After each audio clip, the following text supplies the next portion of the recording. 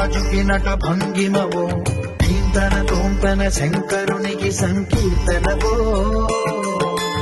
ఈశ్వరుడే అనునిత్యం తనలో తలచుకునే ఓంకారమువో, శివ హృదయం కరిగించే ఆ పంచాక్షరివో. నీ మదిలో మహదేవుడినే కొలువుంచగా కైలాసమువో, అతని పాదము చంద్ర